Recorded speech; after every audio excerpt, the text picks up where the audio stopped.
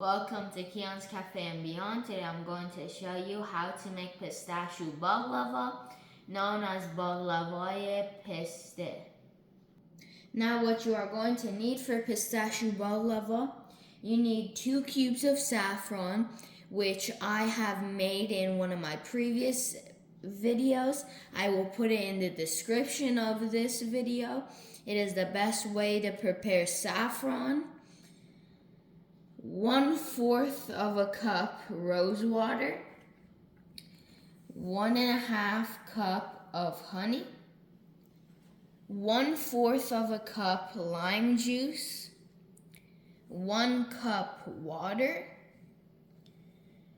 2 cups granulated sugar, 1/2 cup brown sugar, 1 full tablespoon cardamom powder, 3 cups unsalted pistachios, which we will chop later,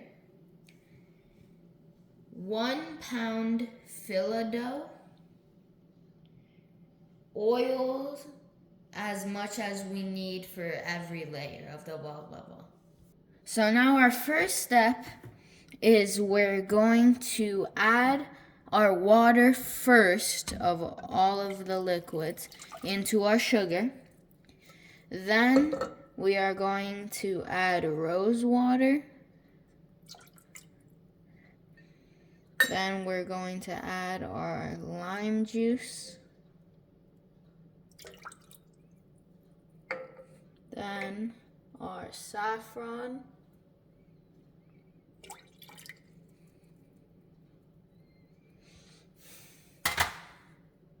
And our brown sugar. And now we are going to place it on low heat and let it stir it and let it sit until the sugar dissolves completely. Now my sugar is dissolved. I am now going to add in my honey.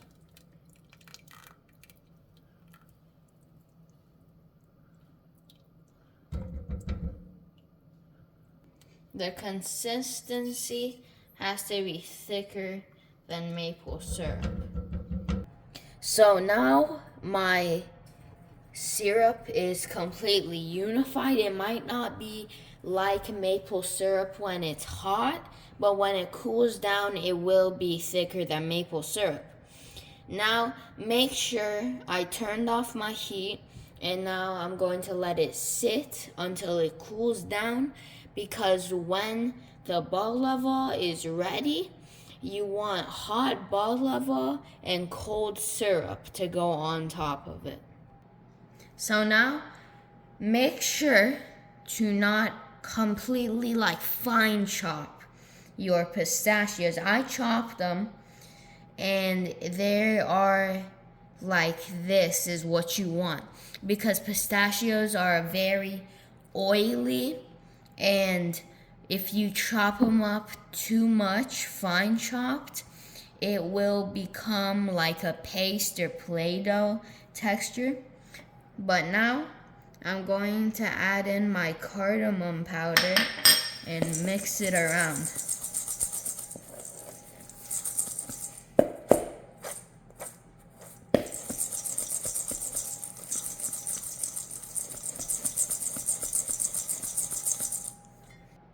Now it is time to mix the baklava. I've gotten my filo dough out and my baking sheet. Now, what you first have to do is add some oil in everywhere, and then I'm gonna mix it around with one of these. Even the sides, you need to get everywhere in this little pan needs to be completely covered in oil. This pan that I'm using right now is a 9x13 pan.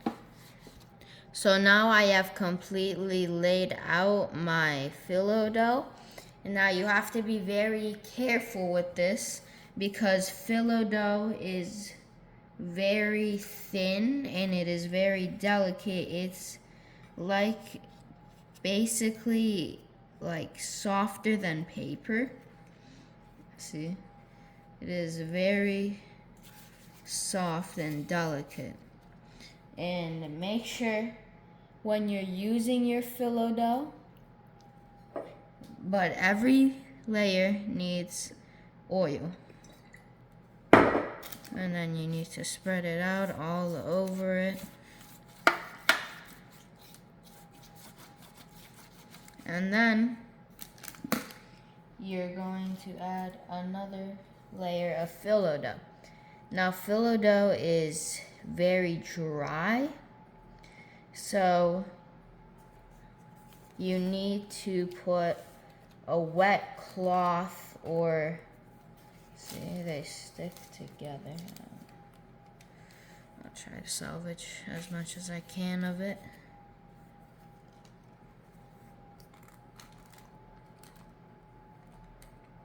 Come on.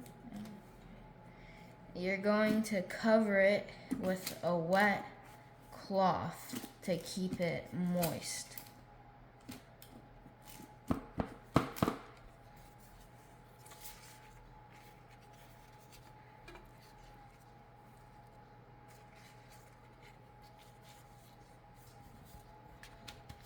And now you are going to repeat this process until your 8th layer. After 8th layer, you're going to add some pistachios, and then every 4 layers, you're going to add more pistachios from then on. So first we're going to do 8 layers with no pistachios. So now this is my 8th layer. Now I'm going to start with my pistachios.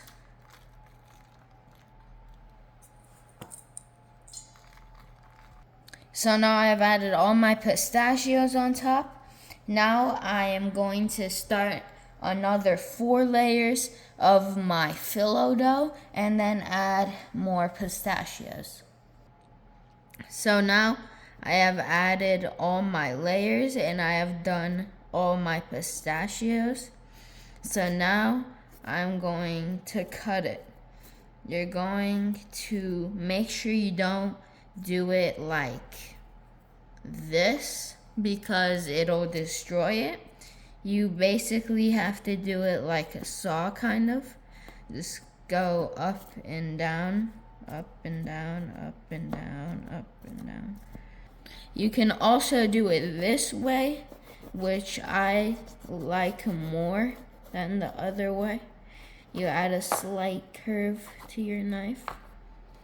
And now, but you have to make sure that you go all the way through with it and don't cut it only like halfway through. You have to go all the way through. And now you're going to cut it sideways like this. So now I have cut it into diagonal. Now I'm going to cut it straight across the diagonal.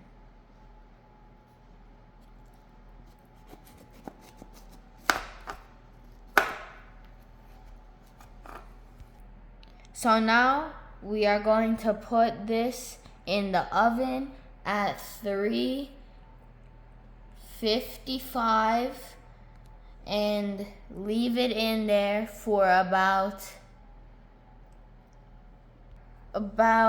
20 to 30 minutes or until it becomes golden brown and crispy. And your oven has to be preheated to the temperature. So now I have transferred my syrup into a pitcher to make it easier, but my baklava is ready and it is nice golden brown on top. So now I'm going to pour my cold syrup into the hot baklava about until it is covering it. As you can hear, it sizzles, which indicates it's the cold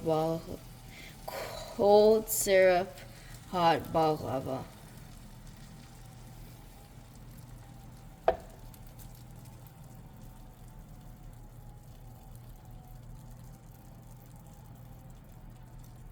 So now I've poured it all in, and after it cools down, I'm going to put it into the fridge.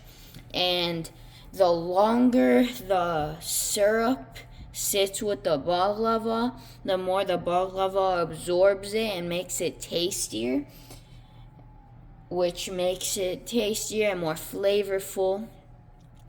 If you like this video, subscribe, give me a like. If you have any comments or recommendations, put them in the comment section down below.